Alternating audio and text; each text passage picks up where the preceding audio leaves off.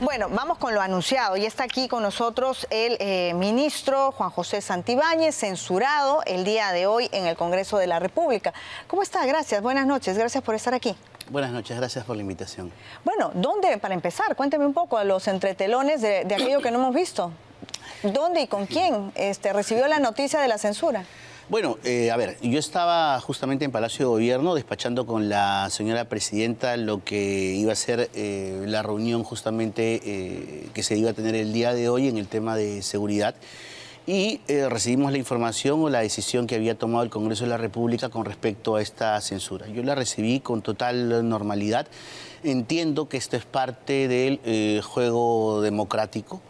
Ya creo que cuando uno acepta el cargo de ministro debe someterse, digamos, a este tipo de decisiones. ¿Le sorprendió algo de la votación? Porque entendemos que hasta, digamos, va a dar su discurso, se ha reunido también, según decían algunos parlamentarios, en el mismo Parlamento con algunos congresistas. Lo que pasa es que yo entendí desde un principio que esta es una decisión política y muchas veces las decisiones políticas no están sujetas a veces a cuestiones objetivas. Nosotros, te comento, hemos tenido durante esta gestión y hemos realizado durante esta gestión cosas que no se han hecho en los últimos 10 años. Hemos tenido, en realidad, por ejemplo, avances con respecto a los derechos de la familia policial y a reconocimientos que hemos generado en cuanto a la familia policial que no se habían hecho durante muchísimo tiempo. Hemos logrado el aumento después de 12 años. Cuando nosotros recibimos el Ministerio del Interior teníamos un parque automotor destruido al 85%. Hemos adquirido, ya sea por donación, por compra, más del 42%. Pero esas compras se las derivaron a las municipalidades, ¿no? A los gobiernos regionales. Por eso te digo, o sea, a ver, nosotros cuando recibimos el Ministerio del Interior teníamos el 85% del parque automotor destruido. Sea por donación, sea por digamos, por entrega de empresas privadas, por convenios, porque no es que los gobiernos regionales entreguen porque sí, hay convenios y muchas veces esos convenios son consecuencia del FES, del Fondo Especial de Seguridad Ciudadana que entrega el propio Ministerio del Interior. Logramos una reducción del parque automotor hasta el 82%, tenemos 3.700 vehículos nuevos. Pero reúnen las condiciones que se exigen, por ejemplo, para los patrulleros. Sí, por supuesto, claro que sí, claro que sí, por supuesto. Hemos logrado, por ejemplo, la reducción. Cuando yo ingresé, las cartas garantía del sistema de Salud Pol tenían 45, 30 días. Las hemos reducido a 2 días y a 10 días, dependiendo de la urgencia para la familia policial. Hemos comprado, después de casi 20 años, por ejemplo, las prótesis para los efectivos policiales que venían incluso desde la época del terrorismo. Hemos comprado medicamentos, por ejemplo, para el cáncer de tercera generación para la familia policial. Hemos logrado Pero el entregar... hospital de la policía sigue todavía teniendo los problemas que arrastra desde hace años. Sí, es correcto, Albina, pero por ejemplo mi gestión ha entregado al Hospital de Policía hace poco 85 millones para la compra de medicamentos, algo que no se hacía hace más de 10 años. Y por otro lado también, por ejemplo, no solamente hemos tenido el incremento, también hemos entregado a la policía hoy por hoy 200 abogados asimilados que se van a encargar de la defensa del personal policial, porque el policía era un funcionario que no tenía defensa frente a su actividad profesional. O sea, nos hemos encargado de fortalecer en realidad el trabajo de la policía y eso solamente estoy hablando de lo vinculado a la policía. Otra cosa distinta es de lo que hemos hecho también en la lucha contra la criminalidad y contra la inseguridad. Lo hemos escuchado en el discurso, pero la pregunta es, si para usted está todo bien, ¿por qué tenemos a toda esa cantidad de personas en la calle protestando contra la inseguridad? Mira, ¿por qué todos tenemos este miedo, ese temor? Justamente porque sentimos que la criminalidad está desbordada. ¿Por qué lo han censurado? Mira, yo te voy a decir dos cosas, Albina, y ahora uno puede decirlo con total franqueza. Para empezar, el fenómeno hoy por hoy de la criminalidad, como lo referí en el discurso de ayer, es un fenómeno regional transnacional. Esto es un fenómeno que está pasando no solamente, digamos, en toda la región, sino en todo el mundo. Nosotros nos estamos enfrentando a organizaciones criminales que están traspasando las fronteras. Y es más, incluso de acuerdo a la última reunión que tuvimos en el CLASI, que es la reunión de todos los ministros del Interior, de las tasas de homicidios que se presentaban en la región, de los 31 países de la región, el Perú está en el puesto 26. Y muy aparte que el tema sea una cuestión transnacional. Porque suena a justificación, no, déjame explicarte, por favor.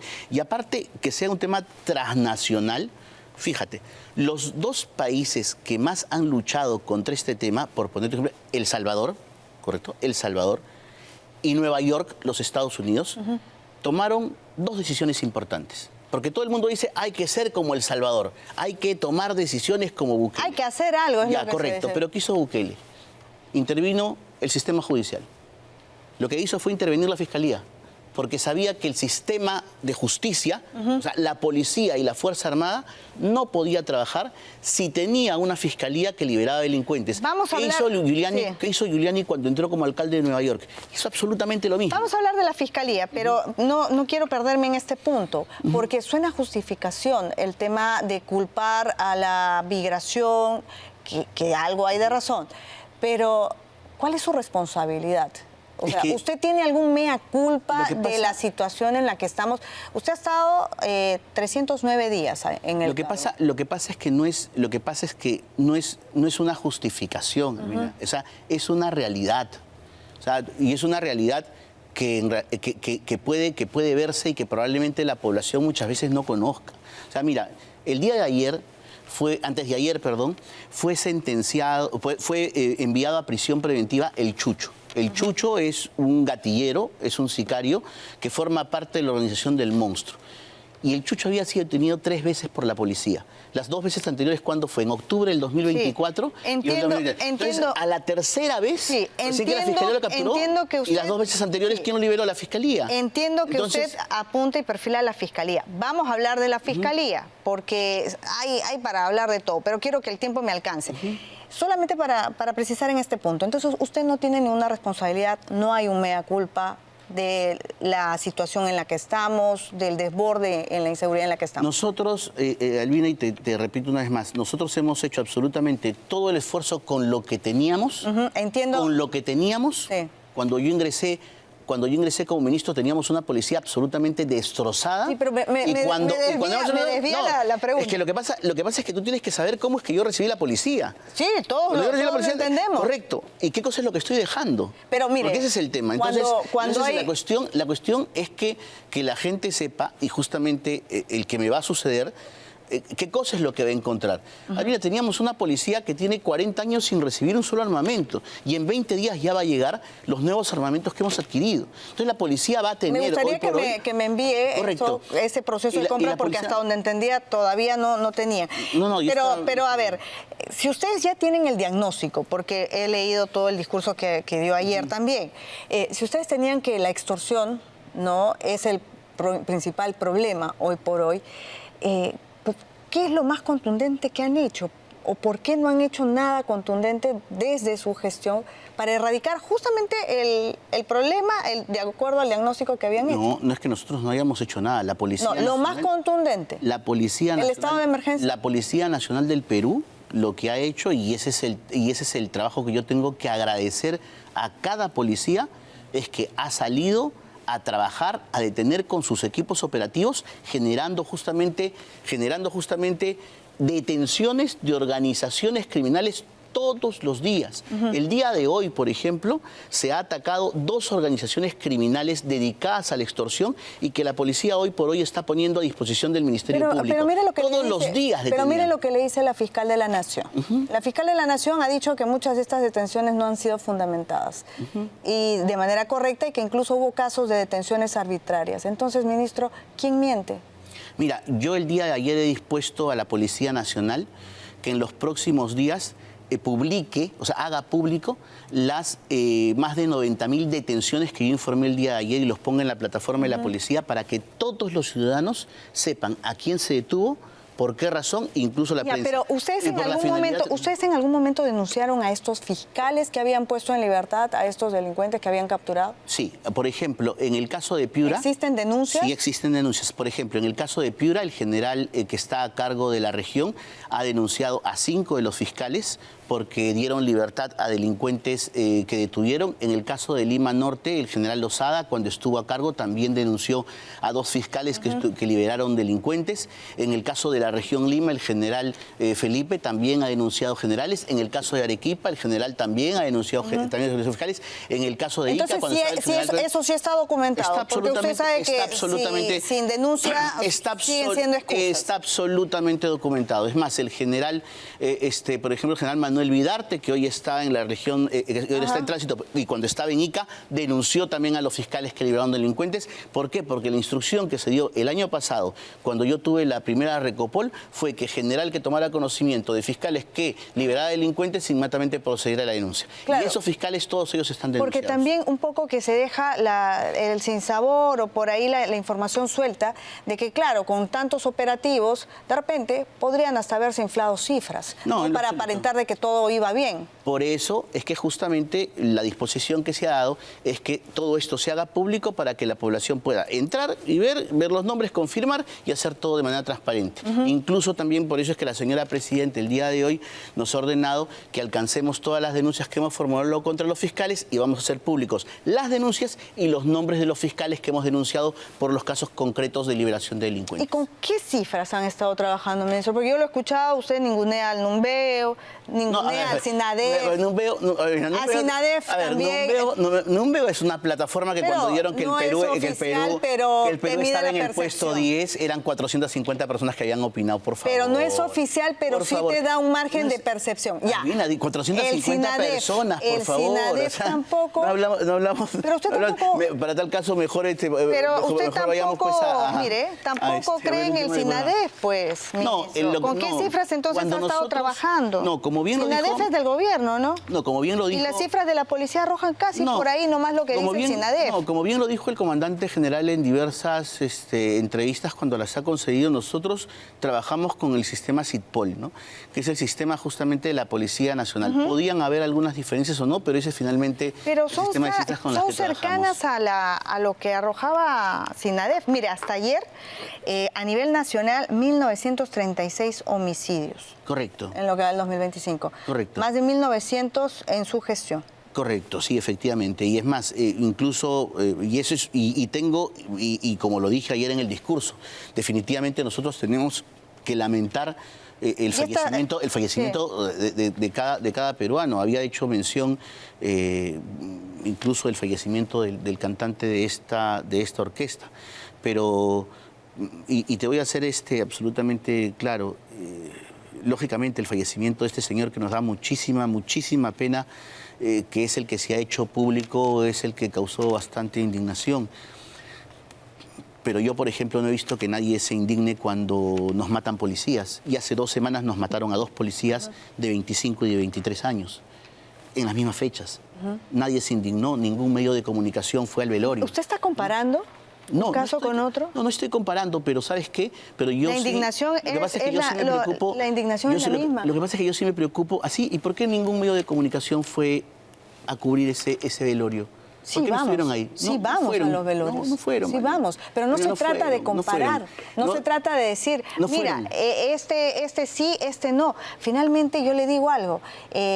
A mí me interesa mucho, por ejemplo, si es que la estrategia que usted menciona han tenido, la han venido trabajando en función de cifras. Y las cifras están. Lo que yo he escuchado de usted es, no, SINADEF, no, pues ya, ¿para qué creen en el SINADEF? Pero ya, ni siquiera vayamos a cifras de SINADEF, ni Numbeo, las que usted descarta.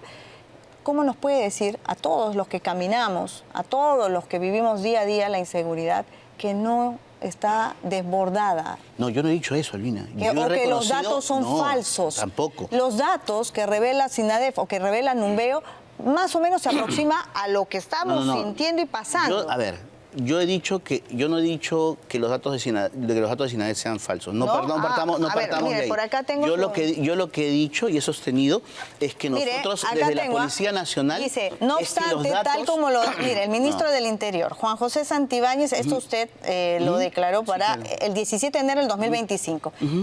¿Quién te dice que las cifras del SINADEP son reales? A ver, lo que yo he sostenido, lo que yo he sostenido, Albina, es que los datos con los cuales nosotros trabajamos son los datos del CIDPOL. Y con respecto al numbeo, sí he sostenido, que los datos no pueden ser técnicos ni pueden ser objetivos, porque estamos hablando de una plataforma que calificó al país en un puesto 10 con 450, digamos, personas, cuando en realidad, por ejemplo, un estudio que sí fue un estudio objetivo que se hizo para el CLASI, que es la Comisión de Ministros del Interior del Mundo, sí calificó al Perú en el puesto 26 de 31 países de la región, y ese sí es un estudio objetivo. Mire, Entonces, no necesitamos estudios cuando todos lo vivimos. Todos caminamos, todos estamos aterrados. Albina, cuando se lanzó Numbeo con los 450 personas, al día siguiente entraron otras personas y se entró y no me y trate se de pasó cambiar, usted es especialista en darle la vuelta. Usted sin seguridad, ¿no? Ahora que deja de ser ministro, lo reto. Vámonos caminando por sectores donde hay mucha inseguridad. La policía debe tener focos, pero sin guardaespaldas. Claro. Y usted allí se va a dar cuenta de cómo está de peligrosa la calle hoy por hoy. Pero Albina, yo no he dicho lo contrario. Nosotros reconocemos y lo hemos dicho, nosotros reconocemos y lo hemos dicho en el discurso. Sabemos que estamos atravesando una ola criminal sin precedentes en el país. Lo sabemos. Pero lo que nosotros no podemos referir es que esto sea consecuencia, por ejemplo, o sea, primero, exclusivamente de la Policía Nacional, porque el sistema es el que no está funcionando, ni de la Policía Nacional, ni de esta gestión, ni necesariamente de este gobierno. Esto viene absolutamente de atrás. Lo que todos coinciden es, hay una cabeza en el Ministerio del Interior, ¿no? Y se supone que en 10 meses tendría que mostrar resultados. Si la Policía Nacional no estuviera trabajando como está trabajando, probablemente los resultados serían otros. Y serían probablemente más nefastos de los que en este momento se están Tengo varias preguntas, no quiero que se me quede ninguna. Bueno, vamos a seguir con el ministro Juan José Santibáñez, censurado el día de hoy. Se va usted y Cerrón no fue capturado. ¿Cuál es el motivo? ¿Qué hay detrás? ¿Quién cubre a Cerrón, que hasta, mire, 309 días pasaron de su gestión y no se pudo dar con su paradero? Bueno, a ver. Y más bien él le da frases así, lo elogia en las redes sociales, al que lo persigue. No, Cerrón no fue capturado. Estábamos en un proceso igual de captura del monstruo y del pulpo que tampoco se ha podido concretar. Espero que el ministro que venga, le vamos a transmitir toda la información de inteligencia que nosotros tenemos. Bueno, finalmente la Policía Nacional ha estado con sus grupos operativos trabajando, pero no han logrado el objetivo. Finalmente nosotros lo que haremos con el ministro del Interior que nos vaya a suplir, vamos a brindarle toda la información que tenemos para que continúe con el trabajo y ojalá pueda lograr los objetivos, ¿no? Bueno, el congresista Eduard Málaga en algún momento dijo de que usted se había distraído de hacer cosas importantes por solo atacar a los caviares. Bueno, yo entiendo que los congresistas puedan tener algún tipo de percepción. Y Susel Paredes le dijo que era un incapaz. Bueno, vuelvo a repetir, puedo entender que los congresistas puedan tener algún tipo de percepción. Yo no respondo a calificativos. En realidad, la percepción que puedan tener para mí me es indiferente, ¿no? ¿Cómo se entiende, antes que viniera usted, estuvo la presidenta del Tribunal Constitucional y ella denuncia que hay reglaje a los tribunos? ¿Cómo se puede entender eso? O sea, ¿cómo la Fiscalía ordena este reglaje, pero es la policía? ¿Usted tenía conocimiento de que habían policías siguiendo a magistrados? No.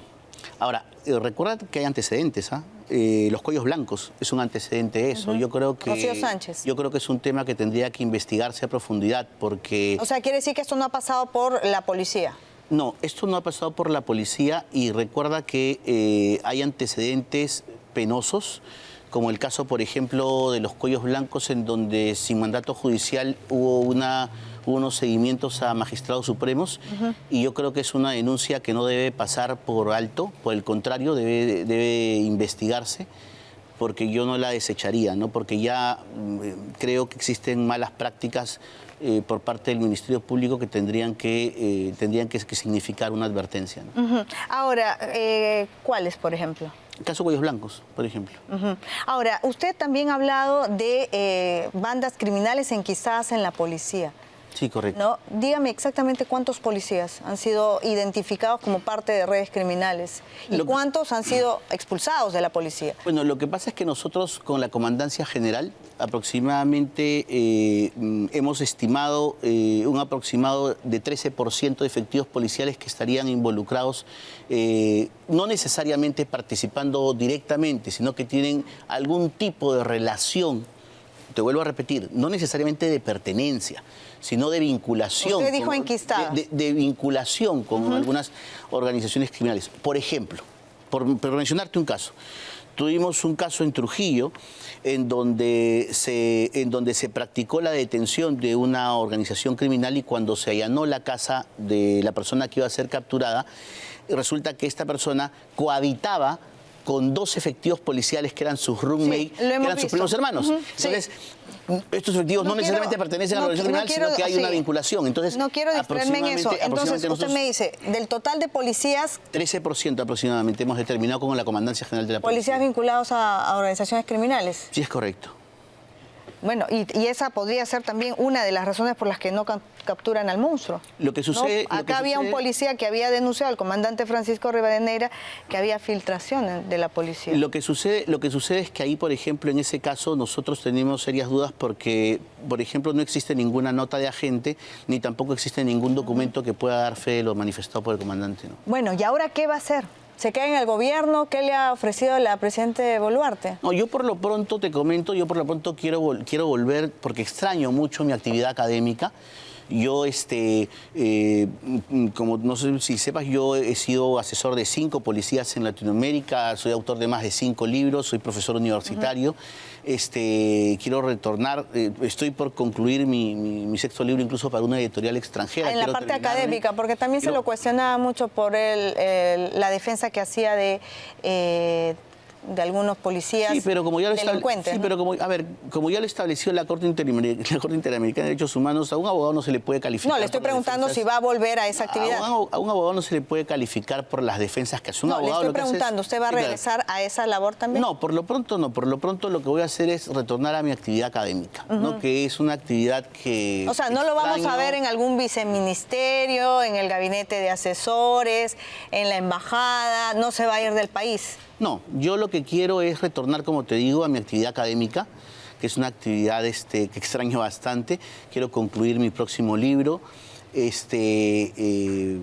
voy a estar enfocado, no al menos en las próximas semanas, ¿no? Empezaba la entrevista preguntándole con quién había visto la votación en el Congreso. Usted me dijo que con la presidenta Boluarte. Sí, porque estábamos... ¿Qué le dijo? ¿Perdón? ¿Qué fue lo primero que le dijo? No, lo que pasa es que vimos la votación en el Congreso, y cuando apareció justamente el resultado de la censura, la presidenta justamente me dio un abrazo y me agradeció por los servicios que había prestado. ¿No le ofreció ningún cargo? No. Entonces, yo le dije, y esto sí quiero ser absolutamente claro, yo tomé la decisión de no presentar mi renuncia previa, como suele ocurrir algunas veces cuando algunos ministros intuyen que podrían ser censurados. Es que usted creía que no. No, por una sencilla razón. Yo soy de las personas que consideran que un hombre muere de pie, ¿no? Esa es mi forma de ser. Yo no soy... ¿Políticamente está muerto? No es cabullo. ¿Políticamente siente que lo mataron? No, por el contrario, siento que es un inicio. ¿Se va a inscribir en el partido de Nicanor Boluarte? No, por el momento yo no estoy pensando en inscribirme en ningún partido, pero como te digo, yo más bien siento que esto es un inicio, y por el contrario, en lo absoluto. Porque usted siento que ya es una tiene la muerte. experiencia con el partido de Soto, ¿no? Me inscribí inicialmente, pero luego ya presenté mi renuncia. Actualmente no estoy inscrito en ningún partido político. Sí, ¿No lo han comulgo- llamado? ¿No se va a ir con Nicanor Boluarte? ¿Ha recibido No. otras propuestas de partidos políticos? Sí he recibido propuestas de algunos, aunque te parezca increíble. ¿Así? Sí. ¿Qué le proponen? ¿Ah? ¿Para qué lo han convocado? No, me han convocado algunos por un tema técnico, pero aún estoy evaluando. Por lo pronto, como te digo, lo que quiero es dedicarme a mi tema académico, que es lo que más me llama la atención. Concluir, como te refiero, mi próximo libro y dedicarle también un tiempo a mi familia, a la cual dejé a un lado. O sea, por prestar descarta completamente la carrera política. No la descarto. Yo lo que te estoy comentando es, por lo pronto, Por lo dejando el pronto puede ministerio- ser un mes, ¿eh? Por lo pronto, dejando el ministerio el día lunes, el martes me voy a dedicar inmediatamente al tema académico, ¿no? No descarto en lo absoluto el tema político, sino que inmediatamente a lo que me voy a dedicar es a mi tema académico. En algún momento usted estuvo voceado para ser primer ministro. ¿Qué pasó No, con eso? No, yo creo, a ver, en el gabinete hay un líder, y ese líder es el doctor Gustavo Adrianzen. Ya. Yo creo que... Pero también yo se creo- dice que ya cumplió su ciclo, No, yo que él creo- mismo lo ha señalado. Yo creo que Gustavo Adrianzen es un líder absolutamente nato por el que yo tengo mi más profunda admiración y respeto. Bueno, ha sido Es su un socio hombre- también, es un ¿no? hombre- no. Ese Bueno, es un- en ese es un mito. GNS, pero Ese sí es un- aparece que en el video, ese es pues, un mito. ya no nos Ese es- ven, no nos vengan ese es con un- eso de mira, mito, no. Ese es un no. mito porque, mira, socio es aquel que está en los papeles. Y en ningún papel Bueno, Gustavo estaban Adrianzen en es socio. una, un video. En un video para vender servicios. Por En un eso. video para vender servicios, pero en ningún papel, Gustavo, habría sido realmente un honor para mí que el Premier en alguna oportunidad fuera mi socio, pero no lo fue. Pero como te digo, aquí en este momento el líder del gabinete es el doctor Gustavo Adrianzen y para mí ha sido un honor trabajar bajo su Usted liderazgo. tiene o se va con varias denuncias, ¿no? Sí, claro. ¿Qué va a pasar con esos casos, esos procesos? No, los tendremos que afrontar. Recordarás que yo soy un abogado litigante, ¿no? Penalista, y los vamos a afrontar como tenemos que afrontarlos, ¿no? Sin ningún inconveniente. Claro, y bueno, acá está, justamente, son varias investigaciones. Justamente hay una que menciona a un policía, ¿no? Sentenciado, y bueno, por eso es también la investigación que se ha extendido inclusive hasta todo este conflicto con el Tribunal Constitucional. Sí, pero ese tema es absolutamente falso y quiero aprovechar tus cámaras justamente ¿Es para falso? referirte a un tema. Sí, Ahí se porque ha citado a la incluso, esposa. se ha citado incluso a un abogado que perteneció a mi despacho, Ronnie Santillán, al que supuestamente se dice que yo había dicho que conocería a un miembro del Tribunal Constitucional y eso jamás O que lo he tenía, referido. no dijo eso, No. dijo que tenía un Por eso, contacto. jamás, pero a ver, déjame ver. Jamás yo he referido que el señor Santillán conociera o no a un miembro del tribunal. El señor Santillán, su única labor era ser abogado del despacho y ejercitar usted defensas. nunca pidió, Nunca ha referido. nunca, así mirándome a los ojos, Sí. nunca pidió dinero a ningún policía o delincuente, sentenciado o no, que usted defendía, para abogar luego en el Ministerio Público o en otra entidad, en el Poder Judicial, A ningún cliente. Tribunal Constitucional. A ningún cliente. Porque dicen que la esposa de Sally Rosas lo tiene usted grabado. A ningún cliente, Albina. Y es más. No vamos a tener audios. Y te voy a referir un tema. ¿Está usted seguro? Porque Y te voy a- está la... y te voy a referir un tema. Está la firma del día que ella va al Ministerio Y del te voy- Interior. Por supuesto, y te voy a referir, y eso es algo que yo no niego, y te voy a referir Usted un ya era tema. ministro. Y te voy a referir un tema, Lo que nosotros cobramos en el estudio fueron honorarios, y esos honorarios están bancarizados. ¿Tú crees que una supuesta mordida, coima, pedido, se bancariza? ¿Tú crees eso? ¿Tú crees que se bancariza?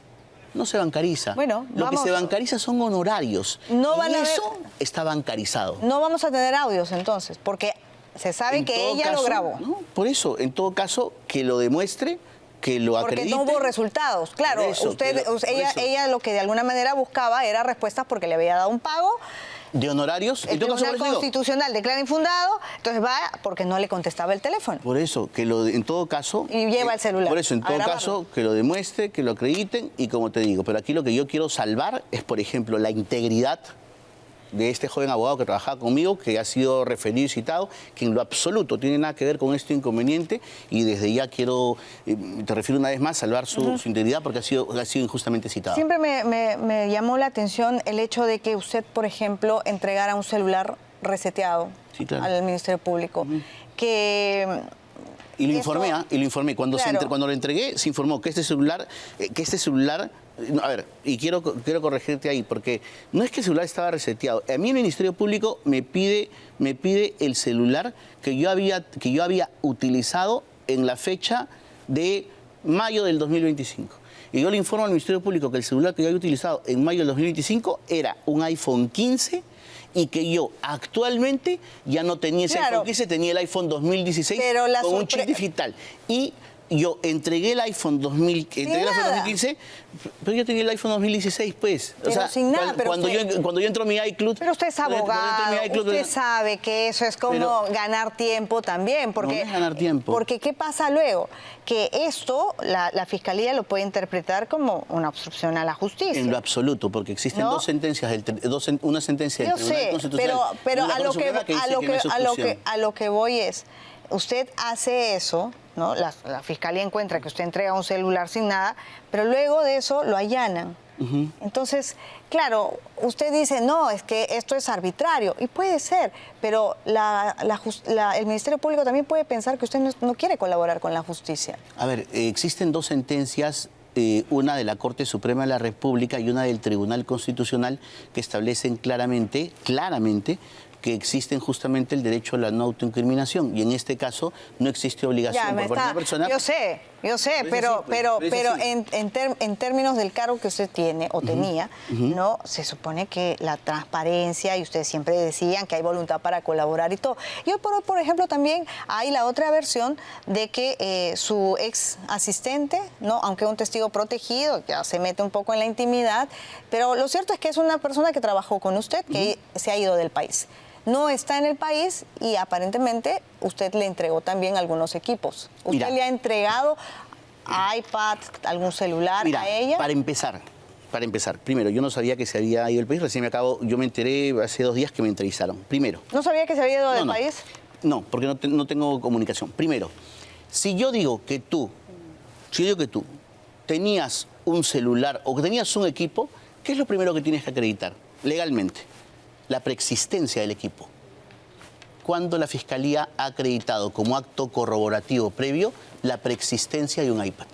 Pero la Fiscalía lo primero que investiga o revisa son los equipos, porque ahí se guarda información. Lo primero que tiene que acreditar es que ese iPad ha existido. Eso es lo primero que tiene que acreditar. Y usted ha dicho que nunca usó un iPad. Nunca ha existido. Bueno. Entonces, eso es lo primero que tiene que acreditar, porque si no, no existiría un acto de corroboración previa, si no estaría buscando, pues, esto es una pregunta existe. final, porque ya están las chicas acá para el programa siguiente, pero tuvimos justamente el discurso que usted pronunció ayer en el Congreso, y antes que se me olvide, no llegó a mencionar esta invocación para que se ponga en debate, dice usted aquí, la posibilidad de salir de la Corte Interamericana de Derechos Humanos.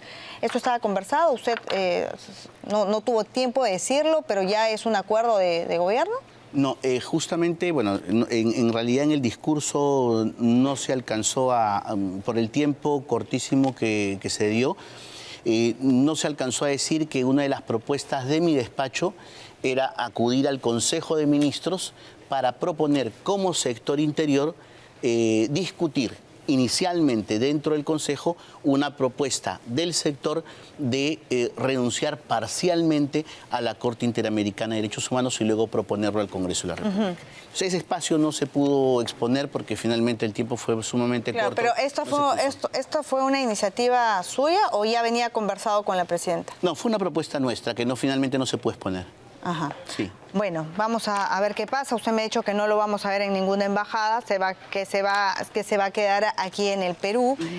No ha querido hacer un mea culpa, ¿no? No, yo lo que he expuesto es lo Todas que las hemos hecho en su gestiones, trabajo miren, todas las organizaciones siempre se recurre mucho a lo que son las evaluaciones de desempeño. ¿Correcto? Si yo le preguntara a usted del 1 al 20, ¿qué calificación se pondría, no, como gestión? ¿Cuánto sería? Siendo 20 la nota más alta. De repente un 15. Es bastante generoso.